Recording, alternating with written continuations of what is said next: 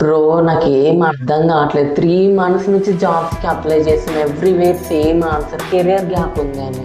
ఎంత career gap ఉన్నది? Almost 3 years gap ఉంది. అండ్ ఇంటర్వ్యూస్లో కూడా నాకు అసలు కాన్ఫిడెన్స్ లేదు. అదే పరిస్థితి నాకు ఎదురైంది. నా ఫీలింగ్ ఏంటంటే గ్యాప్ వల్ల రిజెక్ట్ చేస్తున్నారు. అసలు సమస్య అది కాదు. కంపెనీలు గ్యాప్స్ చూస్తాయి, కానీ నిర్ణయం తీసుకునే ముందర మీకు స్కిల్స్ ఉన్నాయా లేదా అని చూస్తారు. If you know the real work and practical knowledge, then gap doesn't matter. But skills అంటే నేనేం నేర్చుకోవాలని ఎక్కడ స్టార్ట్ చేయాలి? ఇదే సమస్య నాకు కూడా ఉన్నది. నేను ఎప్పుడైతే కెరియర్ 9లో జాయిన్ అయ్యానో అప్పుడు నాకు ఈ సమస్యలన్నీ పోయాయి. ఇది కెరియర్ 9కి సంబంధించిన ఈ వీడియో చూడు. హలో ఎవరీవన్, సింపుల్గా చెప్తాను.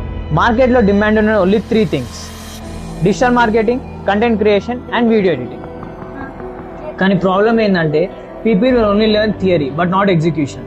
మీరు డిజిటల్ మార్కెటింగ్ నేర్చుకోవాలంటే 100% practical training, real time projects and especially AI tools నేర్చుకోవాలి. అప్పుడే మీకు కాన్ఫిడెన్స్ అండ్ ప్రూఫ్ రెండు వస్తాయి. అంటే నాకు జాబ్ రాకపోవడానికి కారణం కెరియర్ గ్యాప్ వల్ల కాదనుకుంటా, నేను స్కిల్స్ సరిగా నేర్చుకోకపోవడం వల్ల. Exactly, gap is not your problem, lack of direction is. Right skills నేర్చుకుంటే కెరీర్ ఆటోమేటిక్గా సెట్ అవుతుంది.